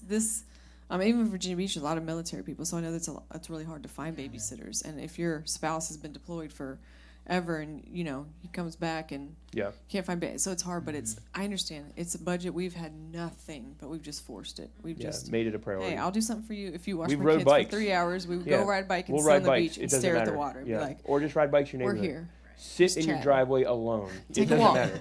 Go on a walk. Yeah, it's not hard, fellas. It's not hard to at nighttime, and I don't say just put this on the guys because I tell Casey like I want to be pursued too.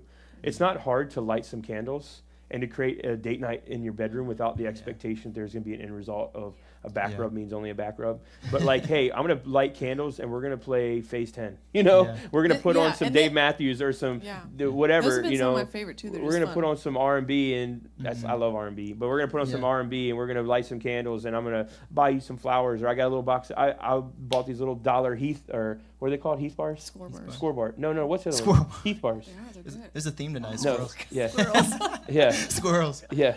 No, Heath bars. The Heath bars. The Heath bars. Yeah. So I'll like buy a $1 Heath bar and get some candles or just light candles and you got chocolate and candles and she loves playing card games. Hey. And so it's like, why not? Mm-hmm. You know what I mean? It's not, that doesn't, and the kids are asleep. Like you can do those things and not. We did at one point in our life too. Do like you have to plan one this week and I'll plan one next week, and so it's not always pressure on me to plan or me to find a babysitter. But it makes you do priority. Discipline Sometimes you don't want to do. Sometimes I didn't want to put together a date night. I was tired. I wanted to sit on the couch and watch a movie, but it wasn't what we needed. Do you know what I'm saying? So. Yeah. And I love what you guys said too about when you're making that a priority, though, and your kids are seeing that you're making it a priority, like how meaningful that is. Like I know for me, like to see my parents like prioritizing their relationship. I mean, I'm gonna learn so much from that. I'm gonna soak that. I'm like, oh man, like my dad loves my mom like so much, and so like I love that you guys are saying that. Like you gotta show them like that aspect. That's really good. So we had another question in here. If you feel like your spouse has changed. Or your marriage has changed and maybe it just isn't putting the same effort in that they were before. Do you have any advice for that sort of situation? I mean, that is just normal. It's going to happen. Yeah. I think everybody's been there where seasons change, people change, you grow, you get tired, life gets really stressful. You have to just go back to the basics, I feel like. Go back to where you started, reprioritize. My question for whoever asked that would first be, do you have children? Because I think the reason I would ask that is because I guarantee you that you'll have to put a ton of extra effort into getting back to that place where you're giddy lovers. Because you have nothing left as a human. You're exhausted. Now, if you don't have kids, you're like, man, it just kind of has kind of tanked. I would say do the obvious. And what the obvious is what we said. Be intentional about date nights. And if you're pursuing that other person, they're just not pursuing you and you feel like they're emotionally disconnecting, and that might be a different conversation, maybe some counseling and really seeing what the root of a problem could be. But I would say you have to, the reason that things go apart, it's kind of like you have those friends from high school or college that you're really close to. I don't talk to any of the guys in my wedding except for like 2. The rest of them, I loved them. They were a good part of my life. Well, maybe I talked to more of them than that, but I don't talk to them often. These guys were like in my dorm. I was planning on living with them during the summer. One summer I was planning on staying over and training for football. I don't talk to them that much. It's not because I don't love them or I don't have the same feeling for them. It's that distance creates that emotional separation. The same happens in our marriage. You stop sharing things. You stop talking. You stop having those emotional connections. Having sex, men can have sex and it doesn't mean anything. It's physical, right? And they say women make love with their minds. And if you don't have those connections that are actually intimate and emotional, you can have a good sex life isn't about frequency, it's about intimacy. And so I think it's just really important to say you got to do the obvious, pursue each other, buy the little gifts that cost $1, do a little date night, go out and make a special night. We've had those times where I knew I was in love with her, but I didn't have enough to be in love with any. I was tired. Our relationship had gotten dry, not because we weren't talking, or it was just a really tough time of life. And you just fight through it, because that's what marriage is about, is you keep fighting for that person, knowing that you guys have made a commitment in front of the Lord, and that it's only covenant relationship. It's really, in the Bible. It's really special, and if stuff has changed that much, then your priorities have changed. So at the beginning, and when you're dating, you're chasing somebody. When you first get married, it's fun, it's exciting. But then it just gets like, oh, well, still the same person. And if there is if there is physical abuse or abuse of any kind in a marriage, it's very, very different story. And so I'm not saying stay in and stay committed. If there's been adultery of some kind, that's also biblically a foundation for you to be able to question that. But if there's nothing like that, it's just about priorities, and it's just about focus and work again, to make the connection again. Even recently, like, we'll look at each other, whether we're late at night in bed and watching a movie, whatever, we'll look at each other and be like, I can't believe we get to do this. Like, we get to be married. Like, we do this often. I'll just look at you like, man, I can't believe we actually get to do this. Like, I love being married to you. Like, it's so much fun. And we say this all the time. And it's not because we're like special. This is because it's God's design. Yeah, I'm saying? This is God's design for marriage. So his design for your marriage is the same. This is the thing. We've just worked really, really hard at that. Most of you know us from being on camera. Most of you know us from being on a stage. A lot of people don't know us before we were on that stage. They don't know us before we were on that camera. Some people do, but a lot of people look at us through this lens, or you're watching us on your TV right now, or you're watching us on your phone, or all across the world we have people watching us right now talk to you about our marriage. But before this, we were kids in high school, At least they know us outside of here because they know us as staff. And I know some of our staff knew us before we ever started doing this. And what I say is, I just say that because I want to break away that stereotype of what you expect our marriage to be and how we got here to yours. Because I promise you, the fights you've had, we've had. The things you've said, we've said. The heartache you've had, we've had. The only difference is that God's given us a platform to share our story and to lead people to Jesus. And we have a calling on our life to pastor Palms Church. And I carry one of the fivefold ministry gifts, which I'm required by God. He's like, you need to go and you need to pastor these people. You know what I mean? Like, as you carry some of those ministry gifts, God's like, you have a calling on your life. You have a calling on your life. What I'm trying to tell you is that the seat that we're in right now isn't because we've achieved something. It's because God's placed us here, but we are flesh and bone and human. And I'm just trying to say this because I know people pedestal us because we're pastors or because, it's Brandon and Casey, but people don't really know our story unless they really know us. And that's why we really want to do this marriage conference, because we said, let's just sit down with Palms and whoever else wants to be there, and let's just do like counseling like we would anybody on our couch, and just love them to death and love their marriage. And I just feel like this is a moment right now where I just want to help you see that you see us on a screen, but I'm telling you, we are flesh and blood. And when we lay there at bed at night and look at each other, we know that in a moment it could be taken away, that our life could be tragically changed, but we're grateful for the moment. We're grateful that God's brought us there. And we literally have those weekly. We'll just be like, man, I love you. I can't believe we get to do this. Like, this is awesome. Because for us, we're not like, oh man, our boy's going to grow up and move out. No, we're like, man, one day we're going to be like in our 60s on ski slopes in Aspen for Christmas, and we just look forward to traveling the world, and we look forward to like doing fun things. We look forward to like living life together, and it's just, we don't look at it as dreading parts of life. I know it's a long answer, but I just want to encourage you, if that's your marriage, like, fight for it, because it's worth it. And there were seasons where I wasn't sure if we were going to make it. I knew we wouldn't quit. I just didn't know how we were going to make it. We have been wherever you're talking about being, we probably have been there. And there's been times where I've looked at him and I'm like, I don't really like him anymore. I'm not sure I really want to be here. I didn't like me. And there's you. And he has. I don't like either one of us. I don't really like you. I've spent nights I have to lock myself in the closet when I get upset. So I have lots of people that will find me. Small house. So I turn the light off. You have a lot of place to go. Honestly. Close myself in the closet, and I'll be on the floor like, Lord, I don't know if I can do this anymore. I've been there. I have been there. Like, it's just work. We've just put in the work, and so it's not special. Yeah. It's just. It's not that God's anointed our marriage and not yours. I'm telling you, the only reason we're sitting here is because we have fought in the dark so that we could share this in the light. Yeah. Period. And And it's we didn't worth do it. it for you. We didn't do it for each So other. We worth did it. it because we made a commitment to God. I didn't do it. I'm not doing it for her. I'm doing it because I made a commitment to Him. Yeah. And that's what you have to start at, is like my commitment to God. So I would just encourage you, grab a Heath bar and some candles and start there, you know? Heath bar and candles. That's what I'm getting out of this. I mean, it's a Yeah. good start. It's perfect. And That's all, you need. It's a great delicious. start. That's all you need. Yeah. Yeah. You like toffee? That's what I'm saying. Anything chocolate. That's for Janae. Dark chocolate, milk chocolate, caramel, any of it. I'm with you. But I want to say, just thank you guys for being so like real and authentic, because I know that's not easy to like just throw your heart out there and like for anybody in the world who wants to watch it like can Here watch we it. are. But you guys are like just willing to do that, and I know so many people will reap the benefits of it. So thank you for doing that and being Yeah. willing to. We appreciate it, and I know so many other people do. So Well, side note. it's just a testament to God, honestly. yeah. I don't feel like I feel like it's our story, but it's His story. Like, He is the only reason that we're sitting here, and He is the only reason that we have what it takes to go every day and every week. And so I just want people to know, like, don't try to do your marriage. Give it to God and come together, and He will do in it what only He can do. But when we try to control it, it gets messy. We're just in the best phase of our life. This season has been the hardest time that I would never. I wouldn't give it up for anything. I never want to do it again. Yeah. But it's been the best thing in our life because it really tested us, and it kind of gave us a barometer of where we're really at as a couple. Yeah. And I realized, like, we're strong and we're legit, and there's people who've known us for a long time and they can see it. But I think for me, it's like I love this woman with all my heart. You know, when I laid eyes on her in high school, I knew, like, this is a woman that God had called beside me and me beside her. And I don't know what we're going to do, but we're going to do something.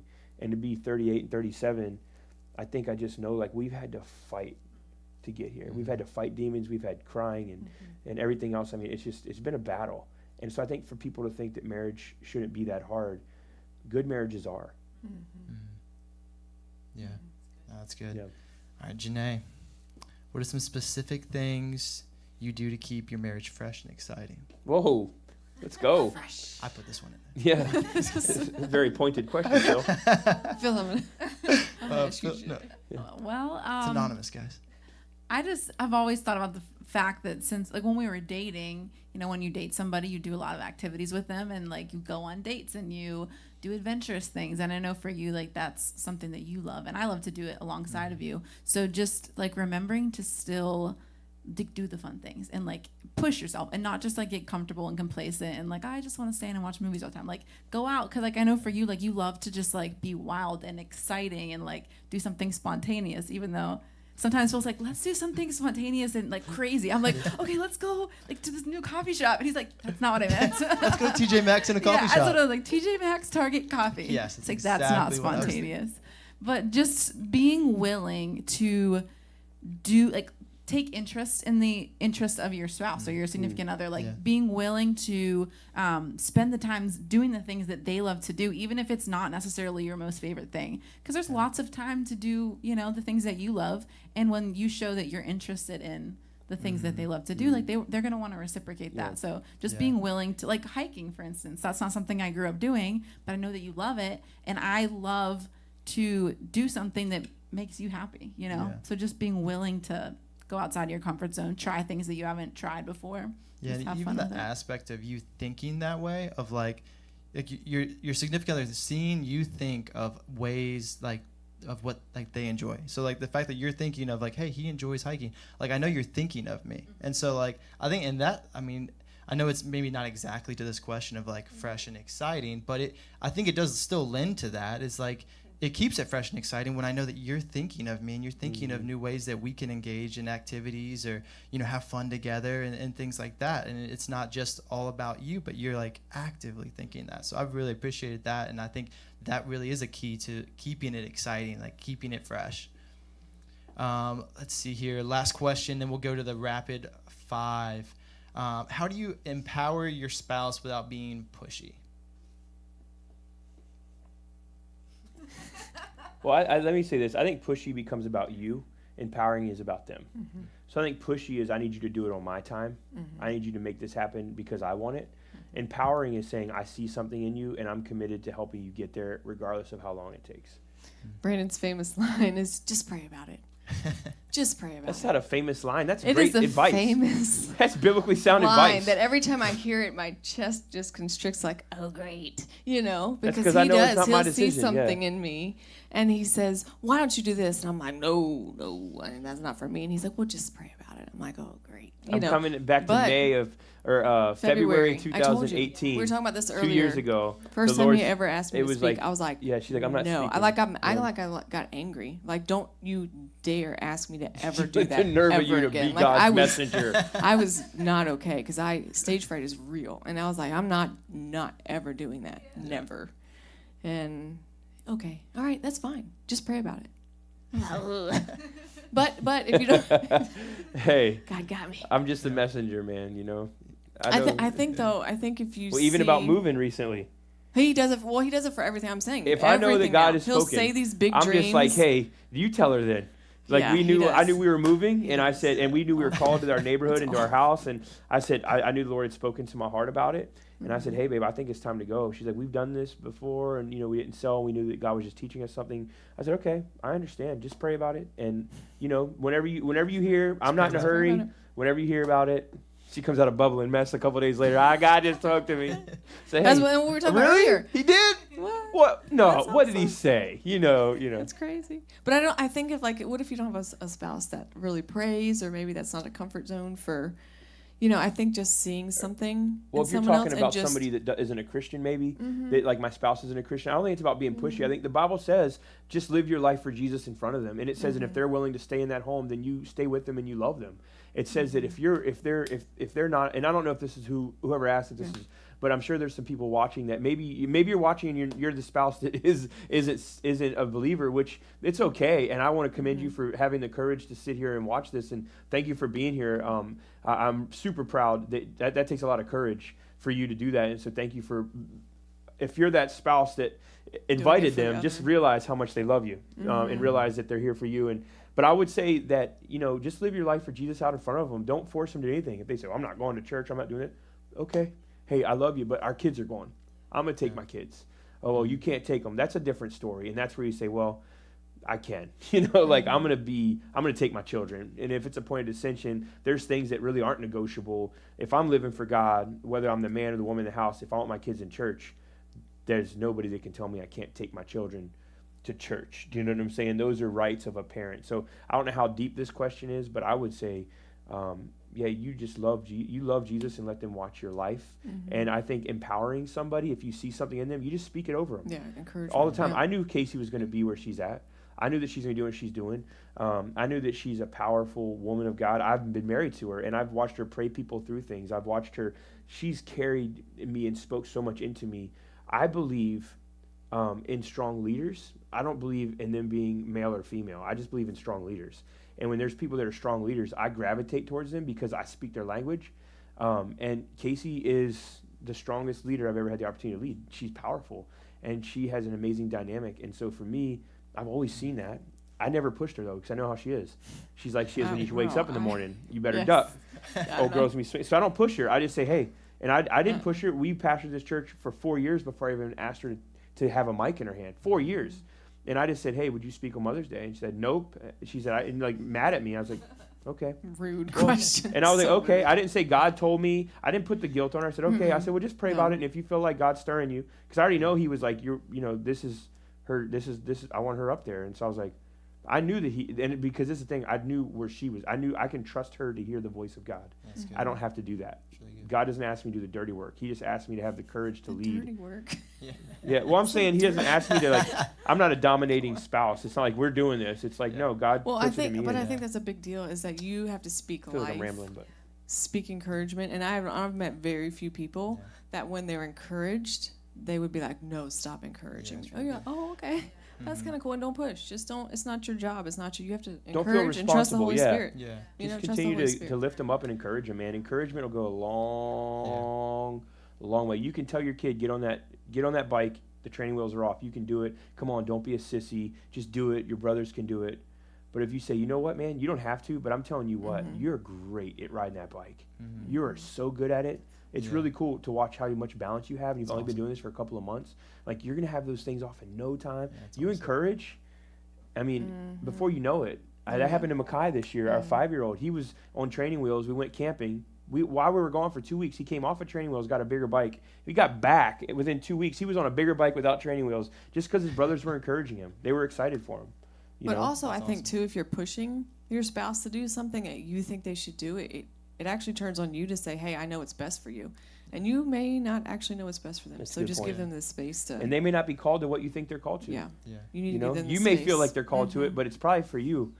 If you feel that strongly about it, maybe it's not about them. You know, so that's just something I would check my heart and encourage them and trust them Trust to the find Holy that. Spirit. Yeah. Yeah, that's really good.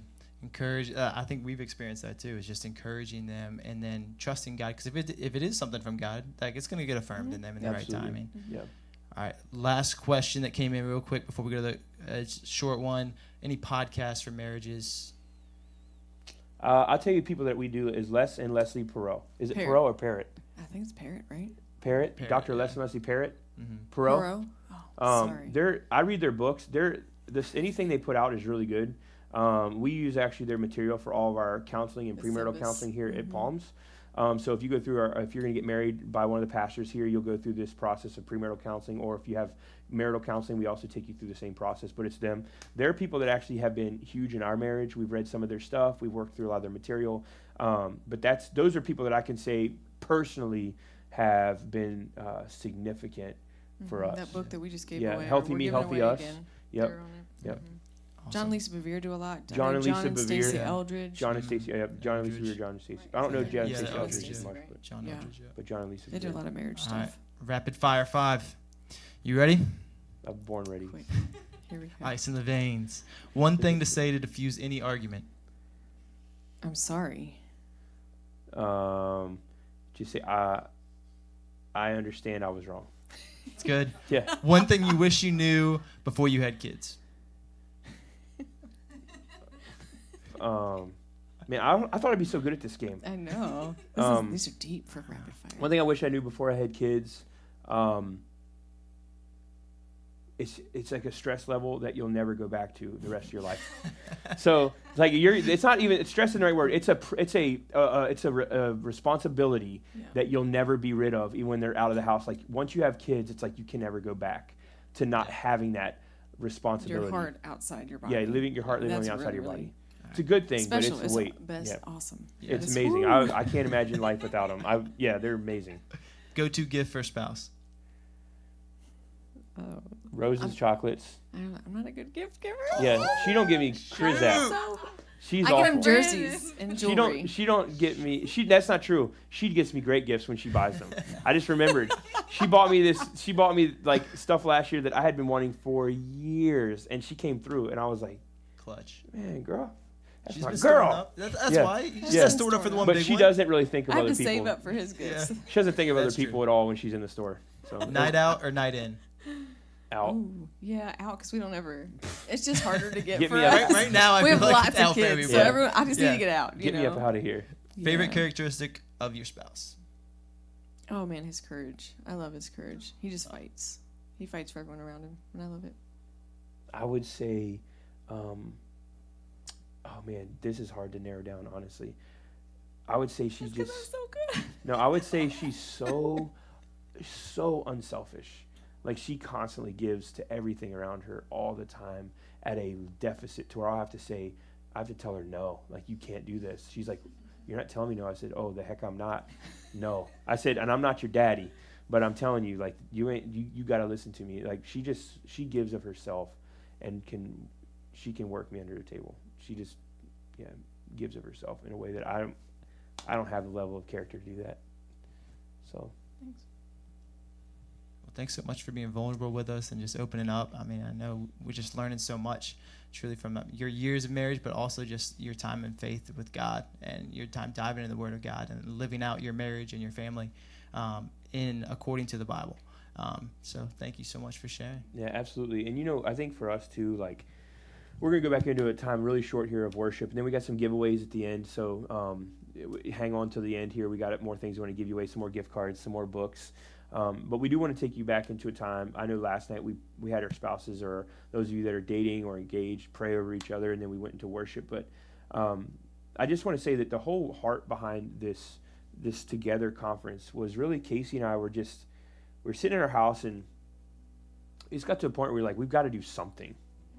You know, we've got to do something for all of the people that marriages are hurting, people with mental health. Our pastoral care team, Phil was kind of giving us updates. He's over all of our pastoral care, and he was like, guys, this is where we're at with the amount of people we have coming through counseling. We had more counselors that we had trained during this season just to have more couples available to do counseling for marriages and mental health.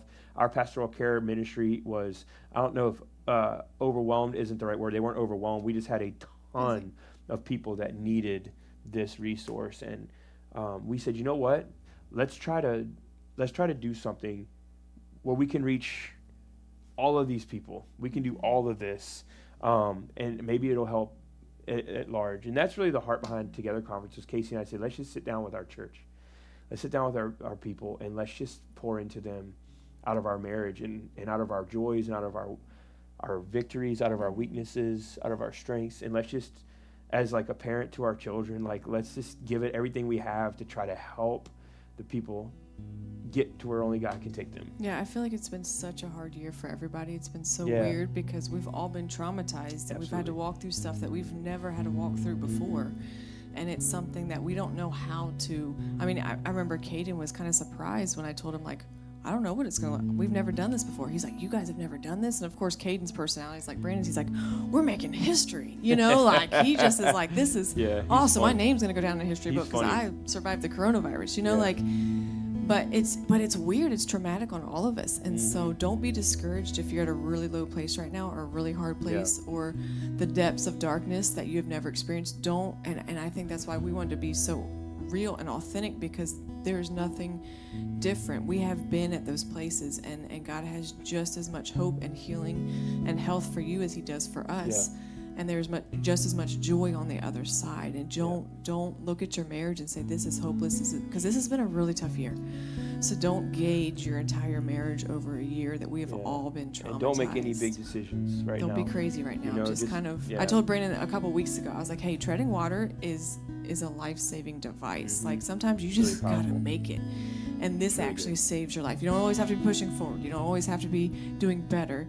Just stay alive. You know, just stay right now, because it's been really hard on all of us. So don't be discouraged. Yeah, and for us, I mean, transparency is it's just who we are as people. It's never been something that, as pastors, we want to be transparent. It's like, no, you just get to see who we are. But this is just, if something happens in our life, I want to share it with you, because I feel like I want people to see God. You know, I want him to see how faithful he is, and how much he loves us, and how much he loves you. And that it's not that we're a special case. God wants to do it for everybody just the same. And some of you may be sitting there right now with your spouse, and you love them, but there's just a spark that's missing. And honestly, the Heath bar and the flowers is a good start, but it's just the emotional detachment that's taken place. I feel like tonight, maybe some of you just need to repent to your spouse. Things that you've said, things that have happened, sins in the past that you haven't really approached, but you've kind of lied, or maybe just not been fully clear about.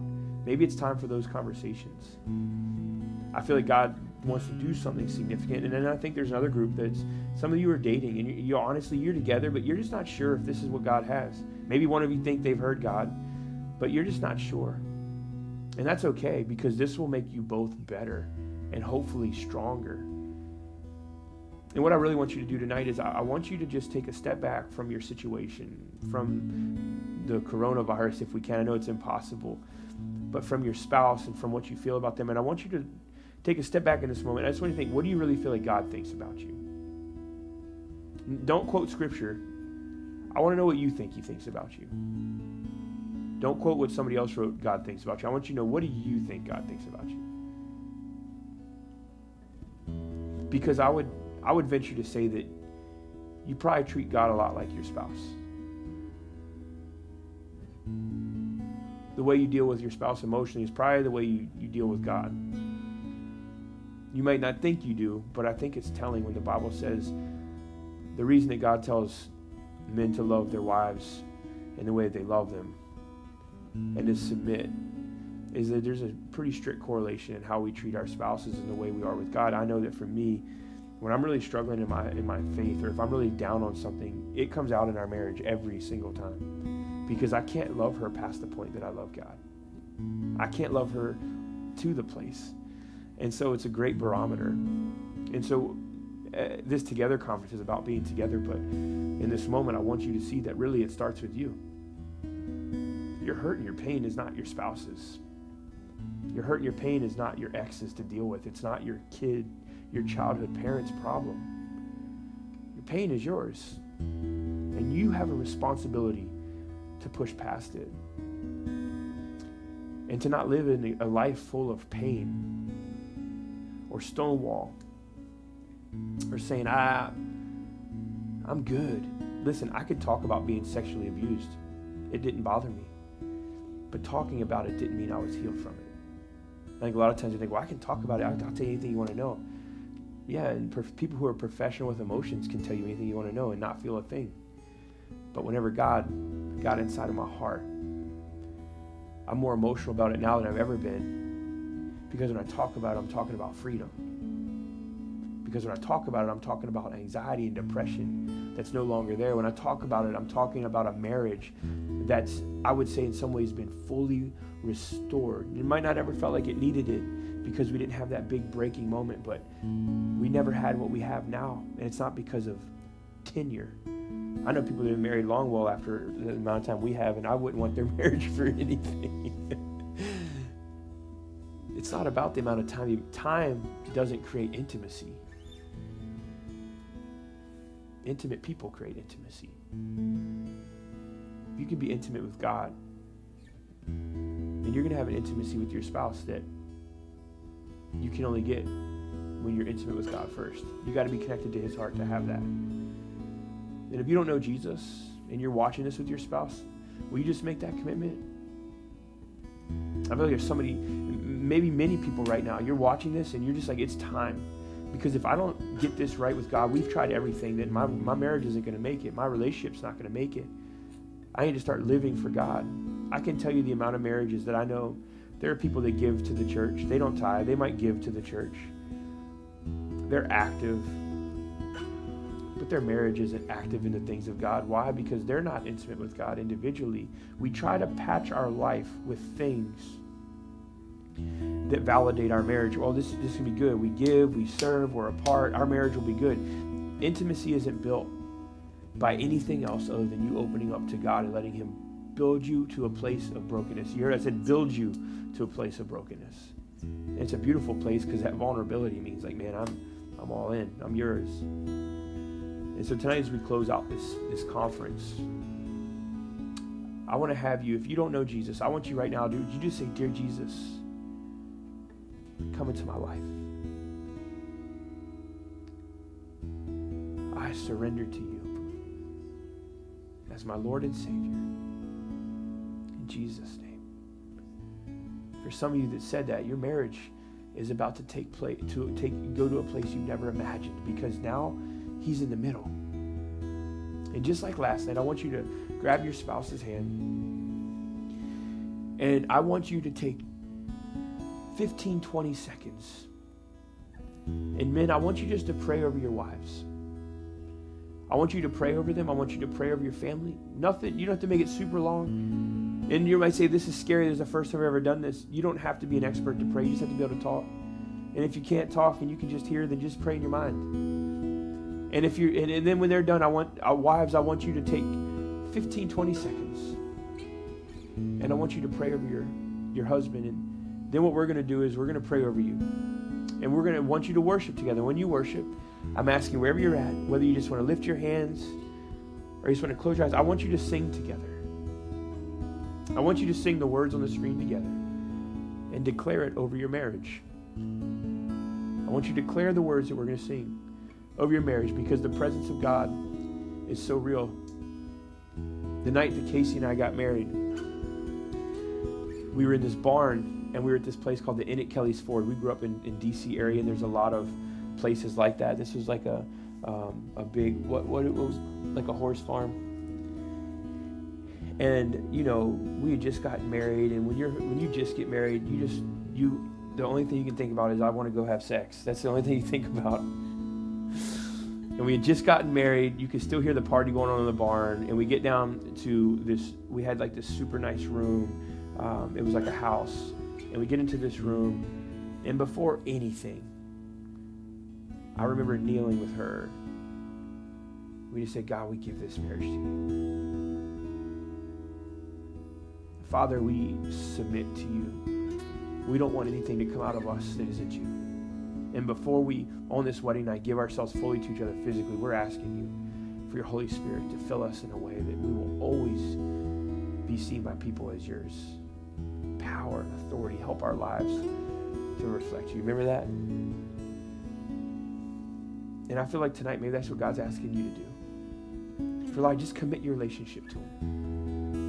So can we take 30 seconds and you just both take short turn? I know that some of you that are used to praying, just you can pray when this is over. We still have giveaways and things we want to do. But I want you just to take, can you take 15 seconds? And then we're going to pray over you. Jesus.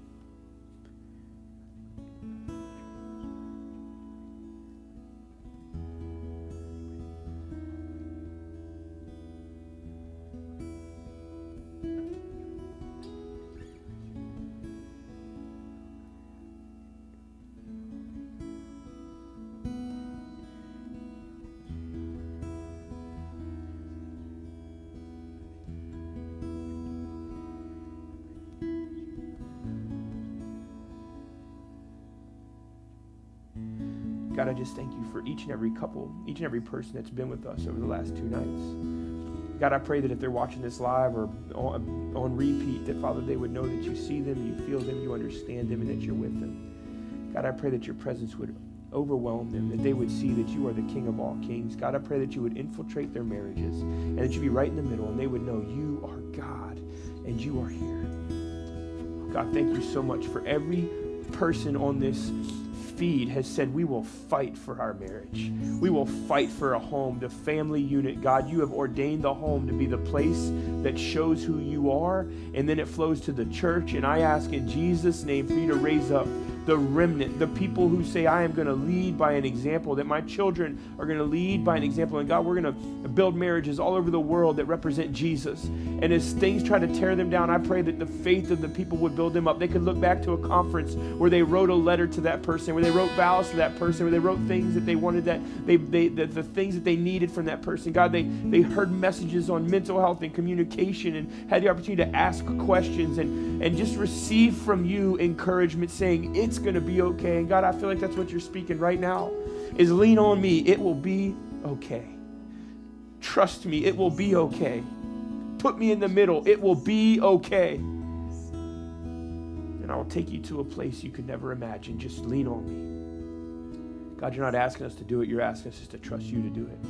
I pray we'd have the humility to lean on you in Jesus' name.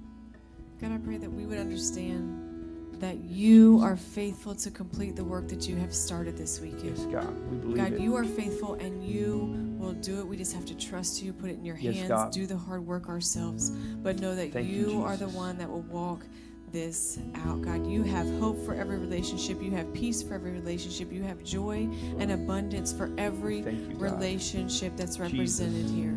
God, and I thank you that you are able, you are willing, God. and you are ready to do it. We pray all of this, God. Jesus' We name. give you our relationships. We give you our hearts. We Thank you, commit Father.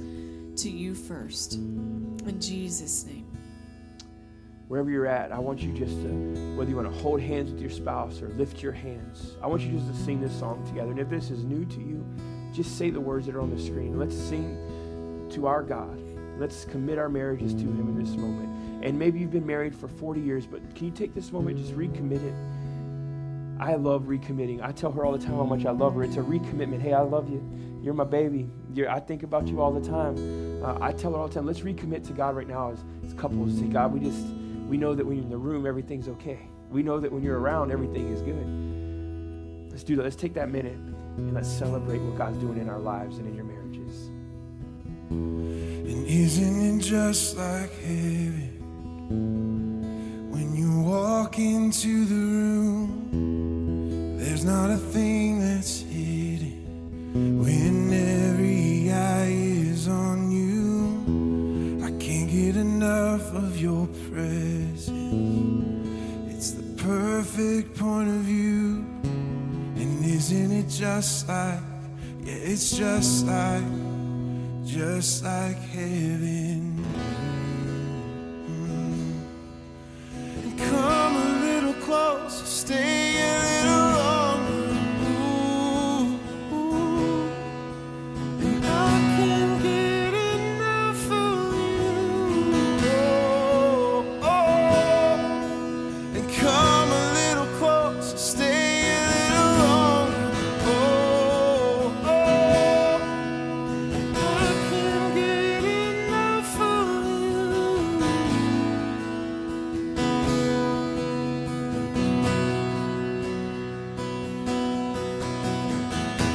And doesn't it sound like heaven when you're singing over me?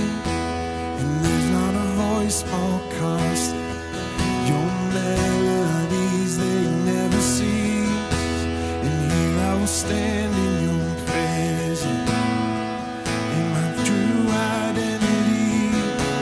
And doesn't it sound like, yeah, it sounds like, and just like heaven. Oh, oh, oh. And come a little closer, stay a little longer. Oh, oh, oh. And I can't get enough of you. Oh, oh, oh. And come a little closer, stay a little longer. Oh, oh, oh. And I can't get enough of you. Oh, I can't get enough of you.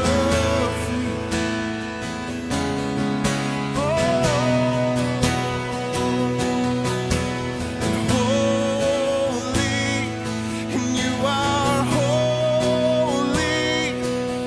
You're such a perfect Father. I'll worship you forever. Holy, and you are holy. I lay down any treasure for us to be together.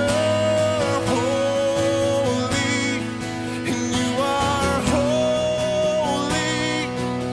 You're such a perfect Father. I'll worship you forever.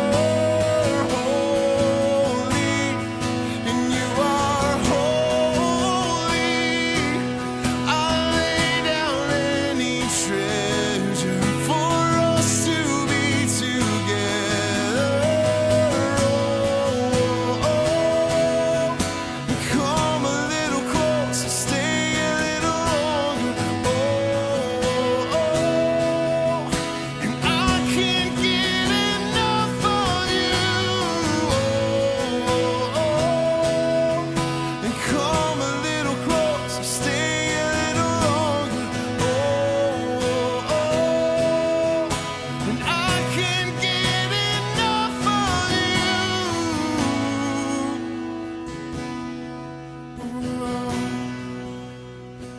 I can't get enough of you.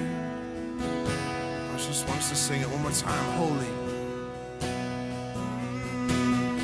Holy, and you are holy. You're such a perfect Father. I'll worship you forever. Holy, and you are holy. I lay down any treasure for us to be together. Holy, and you are holy. You're so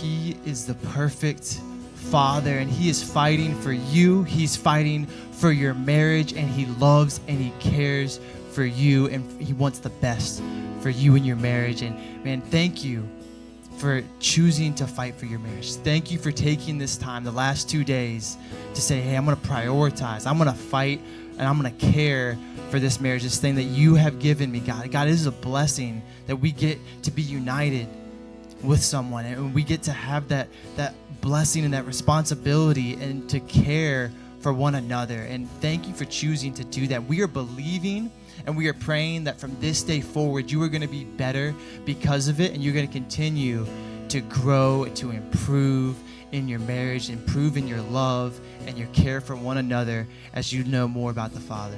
Yeah, we're believing that this weekend will just be a catalyst for you and your marriage and your relationship. And we believe that God is just going to continue to do a work in your lives. We just want to encourage you to keep seeking Him and keep Him at the center of your marriage, because everything flows from that. We now have the giveaway. So we didn't forget about the giveaway. We didn't forget. So we've got 2 winners tonight. Our first winner is Lori Steele. And Lori, yeah, Lori! Woo, woo, woo. So Lori is going to get the Love Dare book and also a $50 Cheesecake Factory gift card. So be looking out for that, Lori. We're going to send that to you. And our second winner, Becca Bennett. You get Healthy Me, Healthy Us, and a gift card, $50 gift card at Cheesecake Factory. I'm going to have to go get some cheesecake after all this is over. I'm craving some cheesecake, but congrats to you all. Thank you for joining with us. Thank you for sharing and inviting. It means so much, and there's so many people that I love that you all are also, you're fighting for your marriage, but you're fighting for others and sharing it and inviting people to come be a part. It has been an awesome time. I hope we get to do this every year because it really has been such a fruitful time. I know hearing from some of you already, it's just been life-giving to you and your marriage and where you're at. And if you need anything, if you need a prayer, if you need just to talk to someone, we would love to connect with you. You can email care@Palms Church online. You can direct message us on Facebook as well. We'd love to connect with you, pray for you. As Pastor Brandon said as well, we do have a pre-marriage counseling program through Symbis that we have. So our care and counseling team would love to connect with you on that as well. And if you haven't and you're not an attender of Palms Church, we would love to have you come out this Sunday at 10. We are online on Facebook and YouTube. We would love nothing better than to have you all join us. So come on and join us Sunday at 10 a.m. for Palms Church online. We love you all so much. We're praying for you, believing that Friday, you're going to have a great time. This is the start of it all. This is the start of it all. So go enjoy the rest of your night. We love you all. We love you guys.